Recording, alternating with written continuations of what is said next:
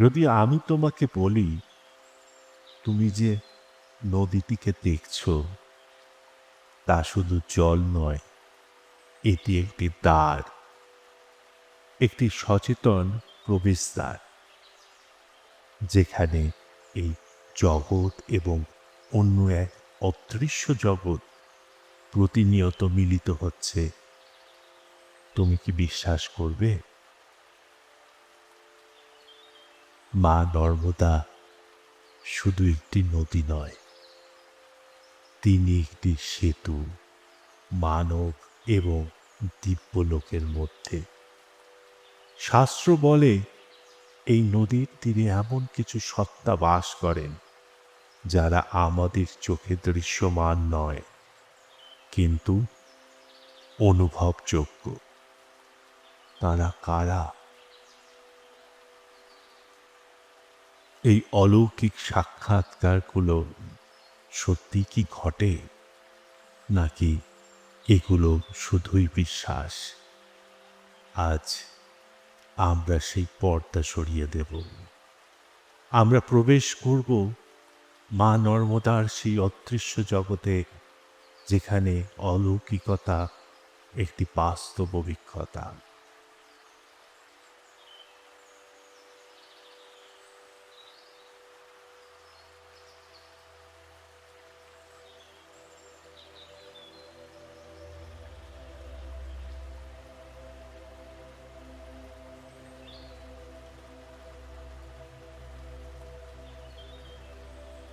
আমরা যখন কোনো নদী দেখি, আমরা তাকে দেখি একটি ভৌত প্রবাহ হিসেবে।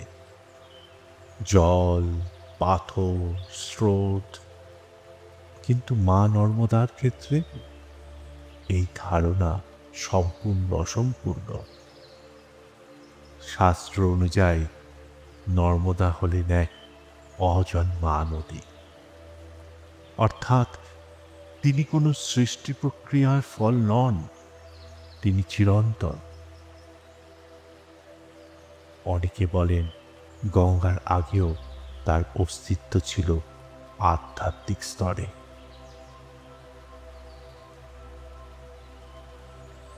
কথিত আছে সর্বপাপ হারিণী নর্মদাকে শুধু সকল দেবতা, গন্ধর্ব এবং ঋষিগণ পুজো করেন না, দেবাদিদেব মহাদেবেরও তিনি পরম স্নেহের পাত্রী।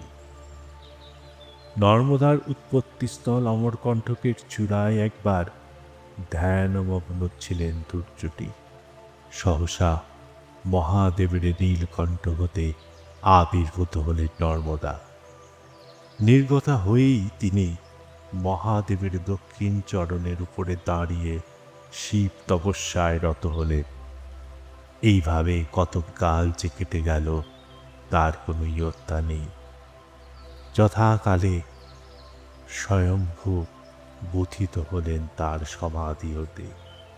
দৃষ্টি উন্মিলন করেই তিনি দেখতে পেলেন এই অপরূপা কন্যাকে।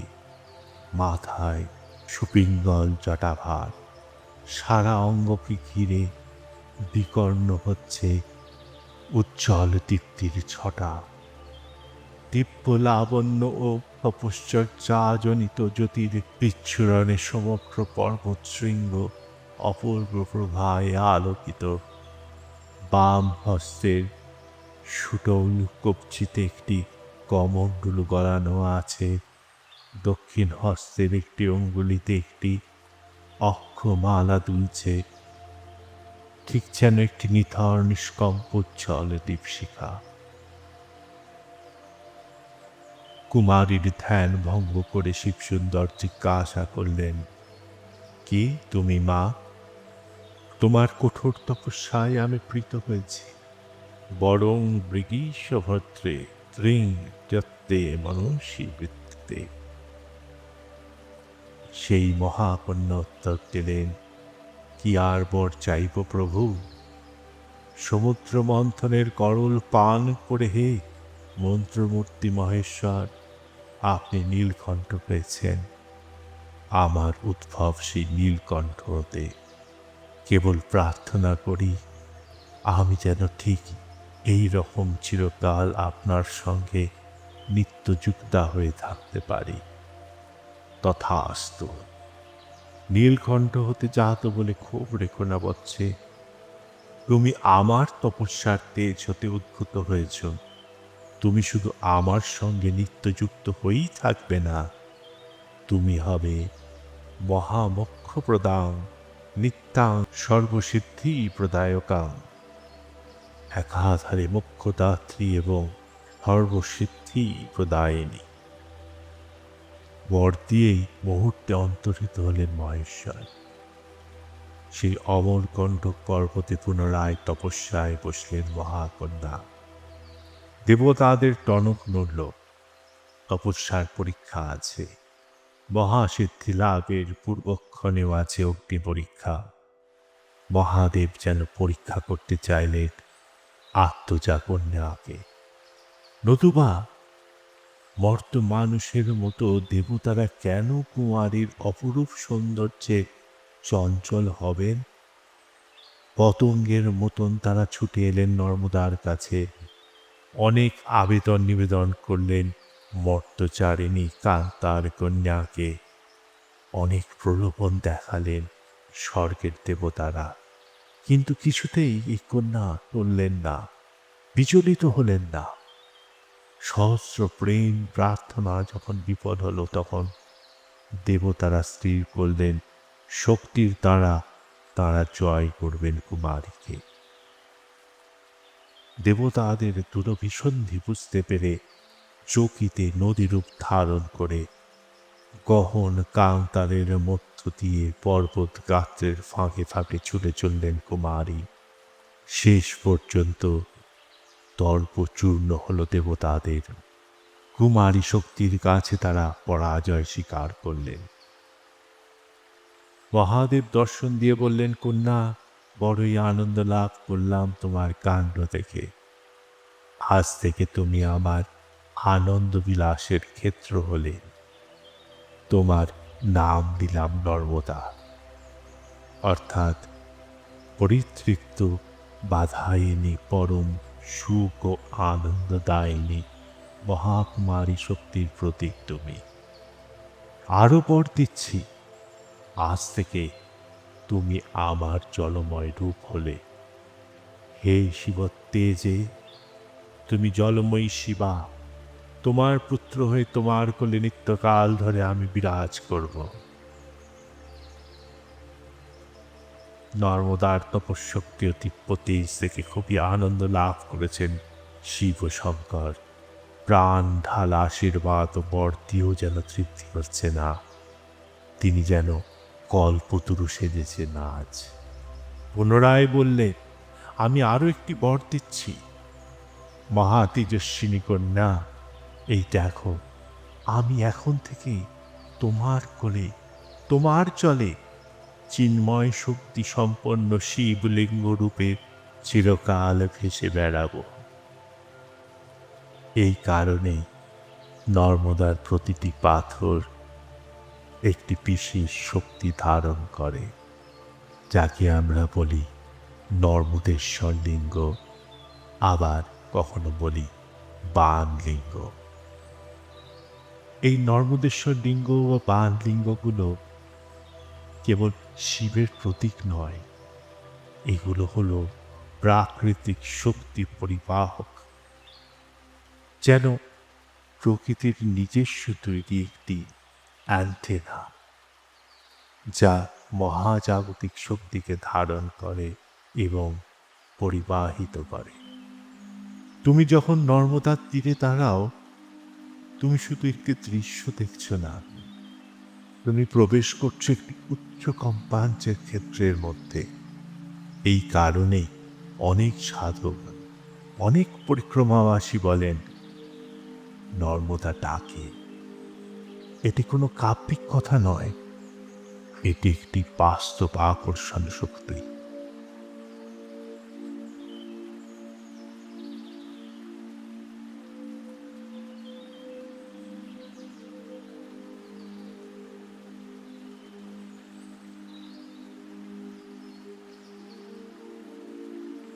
নর্মদা পরিক্রমা চলাকালীন অনেকেই এমন কিছু অভিজ্ঞতার কথা বলেন যা সাধারণ যুক্তির বাইরে। কেউ বলেন তারা এক সাধুকে দেখেছেন যিনি হঠাৎ অদৃশ্য হয়ে গেলেন। কেউ বলেন কোনো এক অদৃশ্য উপস্থিতি তাদের পথ দেখিয়েছে। কিন্তু এই ঘটনাগুলিকে আমরা কিভাবে বুঝব? প্রথমে আমাদের বুঝতে হবে এই অভিজ্ঞতাগুলো শুধু দেখা নয়, এগুলো একটি চেতনার পরিবর্তন। যখন তুমি দীর্ঘদিন পরিক্রমা করো, তুমি ধীরে ধীরে নিজের পরিচয় বলতে শুরু করো। তুমি আর আমি নও, তুমি হয়ে যাও একটি প্রবাহের অংশ। এই অবস্থায় তোমার চেতনা খুলে যায়, তুমি অনুভব করতে শুরু করো অদৃশ্য স্তরগুলোকে। শাস্ত্রে যাদের বলা হয় সিদ্ধ পুরুষ, এই সিদ্ধ সত্তারা শুধু অতীতে ছিলেন না, তারা আজও আছে। তাদের উপস্থিতি দৃশ্যমান নয়, কিন্তু অনুভবযোগ্য। একটি হালকা শীতলতা, একটি অকারণ শান্তি, একটি গভীর উপস্থিতির অনুভূতি, এই সবই হল তাদের স্বাক্ষর।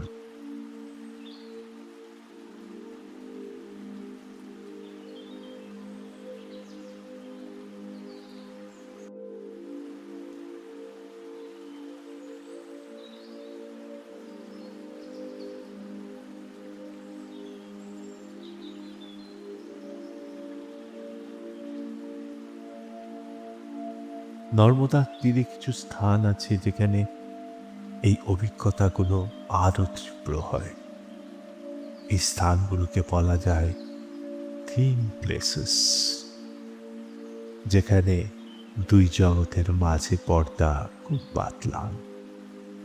ঘাট, গুহা, প্রাচীন আশ্রম, এই জায়গাগুলোতে তুমি অনুভব করবে একটি আলাদা কম্পন। বিশেষ করে যখন তুমি করো দীপদান, জপ বা ধ্যান। একটি ছোট্ট প্রদীপ যখন তুমি জলে ভাসাও, এটি শুধু একটি আচার নয়, এটি একটি কম্পাঙ্ক মেলা। আলোর সঙ্গে যুক্ত হয়, তোমার ভক্তি একটি সংকেত হয়ে পৌঁছে যায় ওই অদৃশ্য স্তরে, এবং সেই মুহূর্তে একটি সংযোগ তৈরি হয়।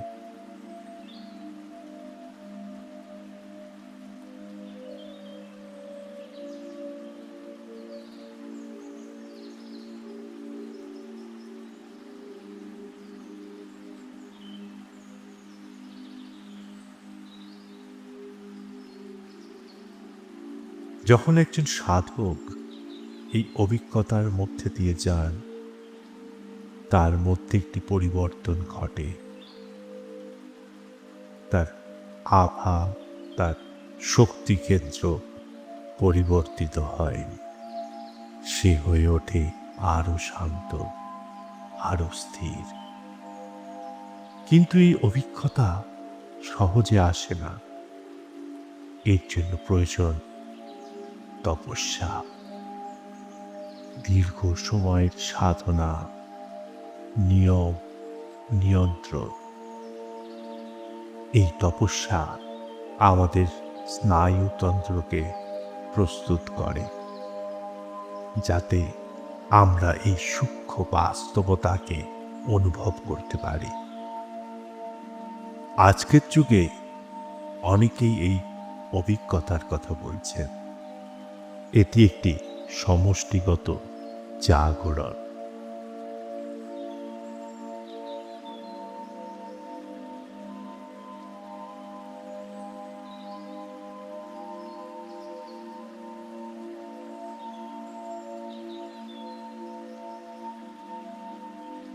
শেষে প্রশ্ন আসে, এই অভিজ্ঞতা আমাদের জীবনে কিভাবে প্রয়োগ করব?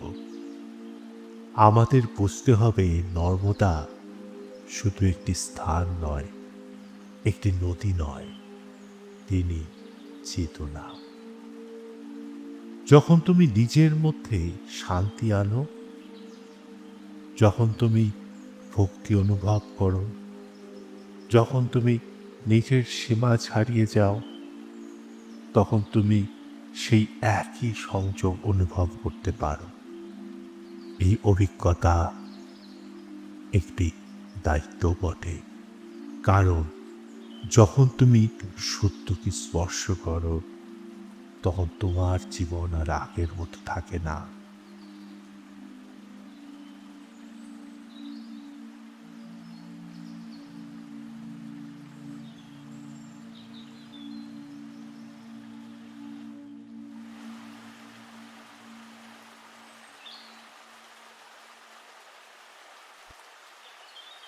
মা নর্মদা একটি রহস্য, যা কখনো সম্পূর্ণভাবে বোঝা যায় না, শুধু অনুভব করা যায়। তিনি একটি প্রবাহ, যা আমাদের বাইরে এবং আমাদের ভেতরেও প্রবাহিত হচ্ছে। তুমি যদি সত্যিই দেখতে চাও, তবে শুধু চোখ দিয়ে নয়, চেতনা দিয়ে দেখো। শুধু জলধারা নয়, তার দিব্য রূপ দেখারও চেষ্টা করো। তাহলেই তুমি বুঝতে পারবে অলৌকিকতা কোথাও বাইরে নয়, এটি সর্বত্র। এই যাত্রা যদি তোমার অন্তরে কোনো দরজা খুলে দেয়, তবে সেই পথ ধরে এগিয়ে চলো বন্ধু। মা নর্মদা তোমায় ডাকছে। ওম নর্মদে হর।